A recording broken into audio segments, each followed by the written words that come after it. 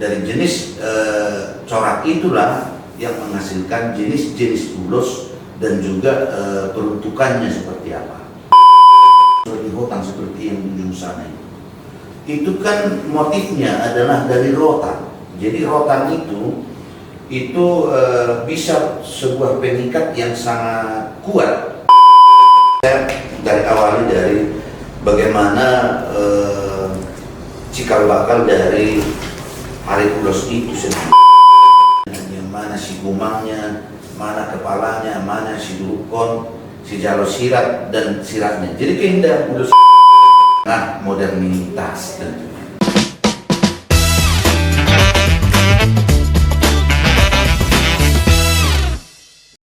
Hai Sobat Budaya Horas, kembali lagi di podcast kami. Perkenalkan, nama saya Dita Laisa. Saya Sona Paulina Pasaribu. Di podcast kali ini kita akan membahas salah satu simbol orang Batak Toba, yaitu ulos. Di mana judul podcast kita kali ini yaitu ulos sebagai riwayat yang hidup. Menurut kamu, Dit, apa sih ulos itu?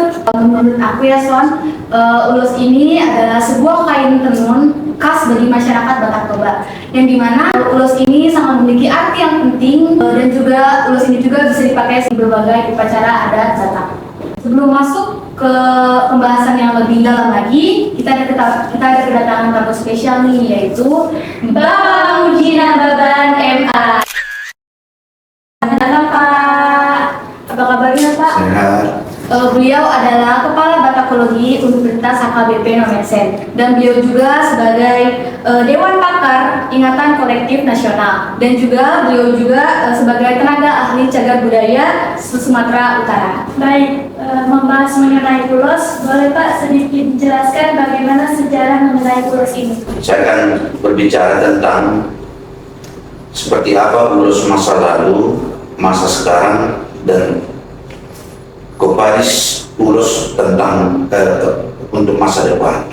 Pertama, dari segi sejarah, bahwa secara etimologi bahwa ulos itu adalah dari suara desisan kedinginan. Jadi ulos tentunya kalau kita lihat bagaimana topografi dari tanah Batak itu dengan kondisi yang iklim dingin, maka si Batak itu dalam posisi kedinginan itu tentu membutuhkan penghangat untuk tubuh. Dan pada awalnya bahwa ulos itu dimaknai sebagai penghangat tubuh atau selimut, dan kemudian dia berkembang fungsinya menjadi adik atau pakaian. Nah, kemudian si ulos ini kalau misalkan dia diselampangkan di bahu itu disebut dengan ulos sape-sape. Kemudian ulos yang ditelingkan di tubuh itu yang disebut dengan pohok. Kemudian ulos yang digunakan untuk menggendong anak itu disebut dengan paropa. Kemudian seperti yang saya pakai ini disebut dengan tali-tali. Nah, kenapa ulos itu dibuat menjadi tali-tali?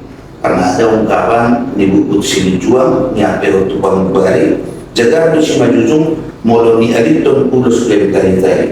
Nah itu.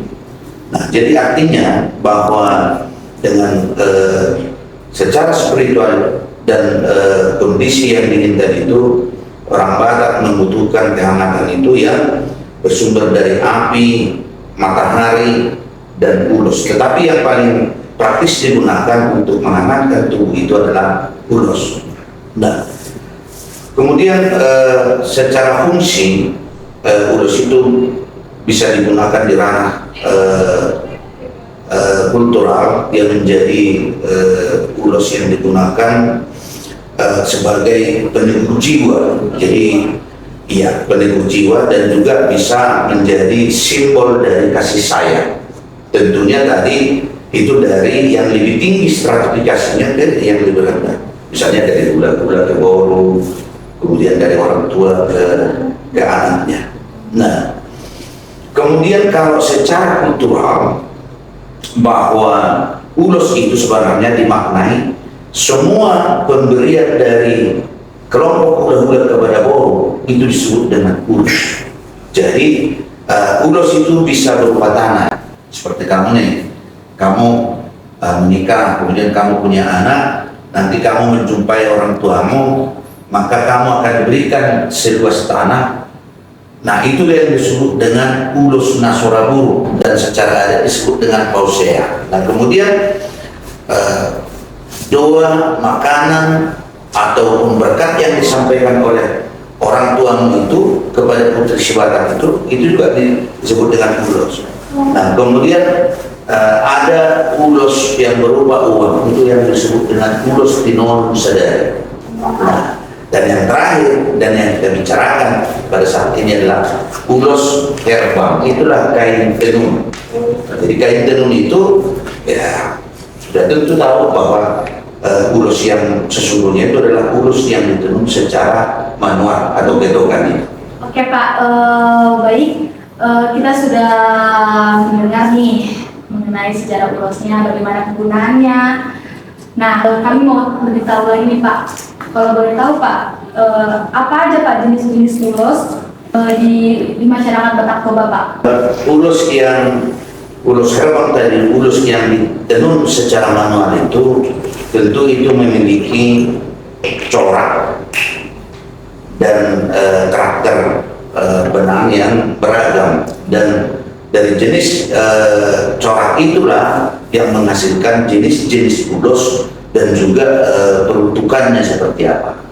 Misalnya, kalau misalkan kamu lihat misalnya ulos roti hotang seperti yang di ujung sana itu kan motifnya adalah dari rotan. Jadi rotan itu bisa sebuah pengikat yang sangat kuat sehingga ketika orang Batak menikah, maka ulus yang disampaikan diberikan kepada pengantin itu yang disebut dengan ulus hela itu adalah ulus roti hotang, dengan harapan supaya rumah tangga itu diikat kuat seperti erat seperti kuatnya rotan itu. Nah, kemudian ada jenisnya lagi, ada yang disebut dengan ulus pasamo kan. Ya, ulus pasamo itu ya bisa juga dari ragi hotang, bisa dari ragi hidup kan itu kan. Ulus pasamo itu kan ulus yang diberikan kepada orang tua laki-laki dari pengantin kan itu. Kemudian ada ulus pargonggong itu yang diserahkan kepada opung atau nenek dari pengantin laki-laki. Kemudian ada ulus saeng. Kalau misalkan pada zaman dahulu itu para gadis-gadis itu agak susah, agak lambat dia dapat jodohnya, maka diberikan ulus saeng dengan harapan supaya cepat-cepat dapat jodoh. Kemudian untuk laki-laki juga ada disebut dengan ulus pandasdas kan itu kan. Pandasdas itu diberikan kepada laki-laki yang agak lambat dapat jodohnya. Kemudian ada ulus sapi tua, itu yang diberikan kepada bapak atau ibu yang baru ya. Kemudian ada ulus sabi-sabi. Jadi kalau kemudian dia cara manoktor itu ada ulus yang hanya diletakkan di bahunya tetapi nggak diserahkan, itu disebut dengan ulus sabi-sabi. Itu tadi semua dari jenis motif ulus yang beragam itu, karena di dalam setiap lembaran ulus ini ada semiotika yang menjelaskan narasi kebudayaan yang ada di sini. Misalnya dalam ulus ragi hidup misalnya dengan motif ada warna putih, kemudian ada simbol-simbol pinak halak di bawah, pinak togol. Ini semua ada bacaan yang mengartikan semiotika dari ulus. Ada makna. Ada makna, iya. Dan jenis-jenis dan kegunaannya misalnya saya tadi sudah sampaikan ulus ragi hotang itu untuk apa. Misalnya ulus sibolang itu yang dominan warna hitam itu biasanya digunakan pada saat duka untuk sekarang ya. Tetapi zaman dahulu itu biasa dipakai oleh seorang yang dianggap sebagai guru balang atau orang berani, atau ulus masiling itu dengan corak ada yang motif yang beriring-iringan, itu diberikan kepada anak yang baru lahir misalnya. Kemudian ada ulus ragi putih, ini ulus sehari-hari yang digunakan para gadis pada saat pelaksanaan pesta. Kemudian ulus bintang marato, ulus ragi pinusan, semacam sisi. Itu nama-nama ulus yang saya sebutkan itu sudah hampir hilang dari ingatan dari orang Batak masa sekarang. Oke, tadi kita sudah mendengar jenis-jenis serta filosofi mengenai ulos. Nah, yang sekarang Pak, bagaimana sih ulos dahulu, masa sekarang, dan masa yang akan mendatang? Pertanyaan itu sangat mendasar, bahwa berbicara ulus seperti saya sampaikan tadi, kalau ulus zaman dahulu itu adalah ulus yang pure ditenun secara manual kan itu kan. Nah, jadi kualitas dari ulus itu tergantung bagaimana keterampilan dari para penenun masa lalu itu, dan itu sebenarnya berbicara tentang revitalisasi ulus, itu berbicara tentang bagaimana transformasi pengetahuan dari penenun masa lalu itu. Kita mengharap generasi muda sekarang juga bisa memberikan perhatian untuk tentang keterampilan maton. Dan kalau kita lihat ulus-ulus zaman dahulu ini semua ulus ini menggunakan bahan-bahan organik atau bahan alam, bukan seperti ulus yang diproduksi sekarang dengan menggunakan bahan kimia dalam format printing yang ditenun secara mesin. Jadi ulus zaman dahulu itu tentunya ditenun dengan cukup waktu yang sedikit lama kan itu kan. Kemudian bisa kita lihat bahwa ulus dahulu itu sangat lekat dengan bagaimana identitas, warisan, dan simbol kasih sayang yang dinarasikan oleh corak dari ulus itu sendiri. Misalnya kalau kita berbicara tentang ulus ragi Honam misalnya, bisa kita lihat itu bagian-bagiannya itu, misalnya yang mana bagian ipon-iponnya, kemudian yang mana si gumangnya, mana kepalanya, mana si durukon, si jaro sirat, dan siratnya. Jadi keindahan ulus itu bisa kita lihat dari siratnya seperti ini misalnya, inilah siratnya. Di sini kan ada estetika atau keindahannya. Nah, itu ulus pada zaman dahulu yang ditenun. Nah, berbicara tentang ulus sekarang, nah tentu itu kita dihadapkan dengan upaya pelestarian di tengah modernitas tentunya, ya kan? Nah, pada ulus masa sekarang sudah terjadi transformasi fungsi. Modifikasi ya Pak? Iya, jadi kan tadi kan kita berbicara ulus itu sakral, tetapi sekarang kan sudah ada komodifikasi, transformasi fungsi, misalnya untuk produk komersial atau PC. Nah, jadi sehingga kalau sekarang seperti baju yang saya pakai ini kan kain ulus, kain bermotif ulus yang dikreasikan dalam fashion, menjadi pakaian misalnya kan. Nah, ada yang bisa menjadi aksesoris, tas, bisa menjadi souvenir kan ini kan. Karena kan bisa kita lihat misalnya kotak tisu juga dibuat. Nah, iya. Nah, tantangan yang bisa kita lihat sekarang langkahnya dari regenerasi dari perton, kan itu kan. Kemudian juga ini mungkin menjadi tantangan bagaimana komersialisasi itu berlebihan sehingga mengurangi kesakralan dari ulus zaman dulu itu kan itu kan. Nah, kemudian akibat ketidakpahaman, akibat adanya transformasi pengetahuan, generasi muda sekarang itu kurang apresiasi terhadap ulus ya. Yang mudah-mudahan dengan apa kita hanya bincang-bincang kita ini bisa lebih menggiatkan atau membuka rasa ingin tahu dari generasi muda. Nah, sekarang kan ada ulus-ulus sablon, kan? Nah, itu tantangan. Maka upaya pelestariannya saya kira perlu beberapa pihak untuk memberikan perhatian terhadap kelestarian ulus ini. Mungkin ada museum ulus, misalnya kan.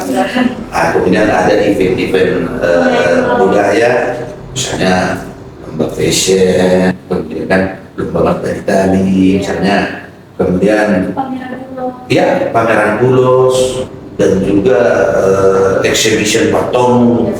Nah, Untuk itu perlu kerjasama di antara masyarakat, pemerintah, dan komunitas aktor misalnya, atau komunitas yang memberikan perhatian terhadap ulos itu. Nah, kemudian setelah kita lihat masa lalu, masa sekarang, nah kemudian masa depan seperti apa? Kedepannya nih. Nah, jadi kan ulos itu jangan jangan dihantam atau diredupkan oleh globalisasi, modernitas. Kita harus tetap, misalnya kita mengikuti zaman kita, tetapi di sisi lain kita juga harus kecintaan terhadap kebudayaan kita kan itu. Nah, tetapi ke depan inovasi desain itu sesuatu yang tidak bisa dilupakan ya. Jadi para desainer itu harus bisa menciptakan karya-karya yang kreatif, kemudian penggunaan teknologi digital misalnya dalam hal pemasaran, pendokumentasian, dan memberikan pencerahan tentang ulos. Nah, kemudian ya tentunya lembaga sekolah juga melalui kurikulumnya harus memasukkan pengajaran tentang ulos ini. Nah, kita sudah mendengar nih ya teman-teman bagaimana lebih dalam lagi mengenai ulos. Nah Pak, seperti yang kita dengar nih Pak, Hari Ulos ini kan ditetapkan pada 17 Oktober 2014. Apakah benar Pak? Benar. Benar Pak. Jadi Pak, kalau boleh tahu Pak, ada gak dampak dari penetapan Hari Ulos tersebut Pak?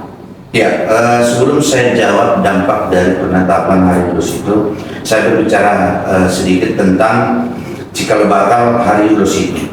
Nah, itu berawal dari ketika pemerintah Republik Indonesia menetapkan ulos sebagai karya budaya itu menjadi WBTB, Warisan Budaya Tak Benda Nasional.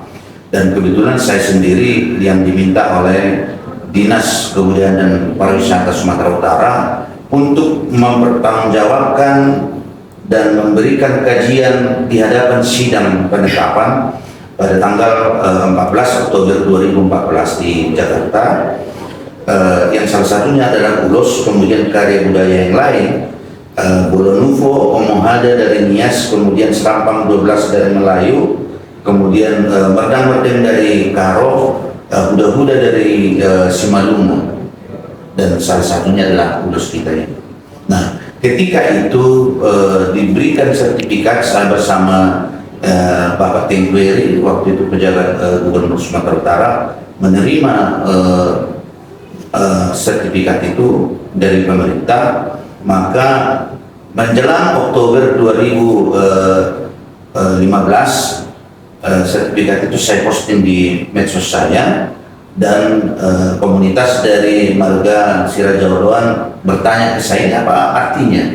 Lalu saya katakan ulos sudah ditetapkan pemerintah menjadi WBTB, dan bolehlah pilihan buat itu menjadi Hari Ulos. Itulah sampai sekarang. Nah, dampaknya setelah hampir berapa tahun itu sekarang ya,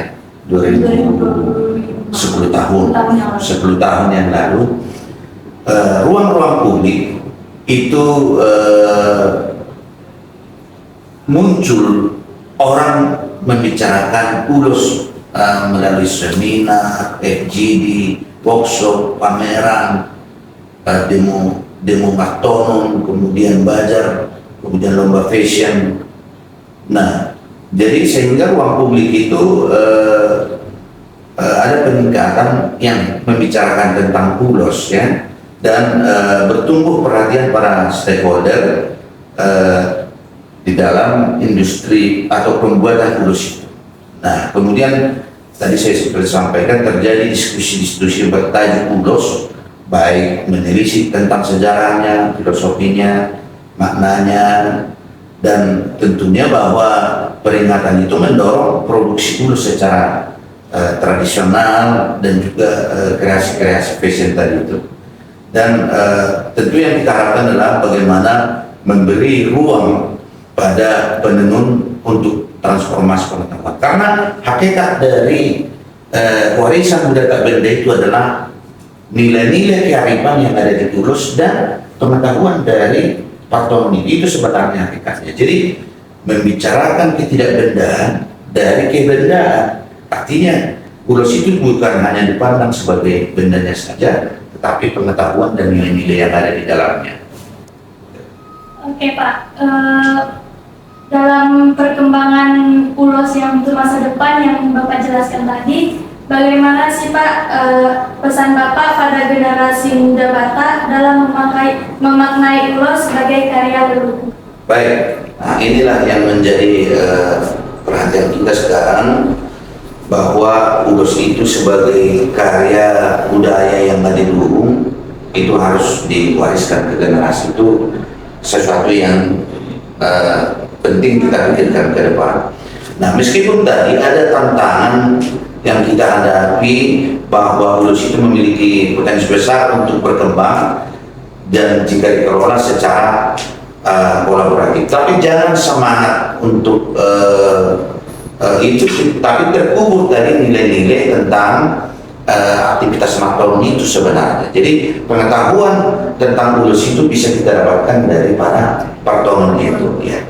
Nah, Ulos sebagai identitas dan kebanggaan kita tentunya, sebagai warisan jiwa dan jati diri bangsa yang harus kita jaga. Nah, tentu bagaimana sikap generasi muda di dalam hal pelestarian itu yang menjadi concern kita sekarang, dan bagaimana ini ke depan. Yang pertama, generasi muda itu harus menjadi pelaku dan penjaga budaya. Nah, ini salah satu diskusi seperti ini upaya bagaimana generasi muda bisa memaknai Ulos itu sebagai warisan leluhur, dan kalian bukan jadi penonton, tetapi kalian harus yang bisa mengangkat actionnya juga gitu. Kemudian membawa Ulos ke panggung dunia tanpa kehilangan makna spiritualnya dan makna filosofinya. Jadi jangan hanya ditonjolkan kain bermotif Ulosnya, dan terakhirnya nanti kita akan menjadikan Ulos itu sebagai sumber simbol kebanggaan, identitas lokal dan mendunia. Itu kan sudah dilakukan oleh orang Batak. Misalnya Raja Belanda datang dari negaranya, kita kan memberikan Ulos. Itu patut kita banggakan sebagai karya budaya yang adiluhung yang harus kita jaga kelestariannya. Sudah mendengar dari Bapak Mamjina Baban ini mengenai Ulos, ternyata ini sangat penting ya bagi masyarakat, bagi generasi muda yang akan mendatang ya Son. Bagaimana cara penggunaannya, bagaimana cara pemakaiannya. Kita juga sebagai generasi muda, kita perlu dalam ikut serta dalam pelestarian Ulos yang akan mendatang di masa depan. Baik Pak, terima kasih banyak Pak untuk waktu dan kesediaan Bapak untuk hadir di podcast kita kali ini. Kami ucapkan terima kasih Pak telah hadir ya Pak. Oke, sekian dari podcast kami. Jangan lupa like, comment, and share. Hoya! Di akhir, saya pesankan ke generasi muda, mari ikuti zaman, tapi jangan tinggalkan budaya. Ketika kamu meninggalkan budaya itu, maka kamu adalah semakin kundal dalam berbudaya. Jangan biarkan orang-orang Batak ini yatim piatu secara budaya, tapi kalian adalah pemilik.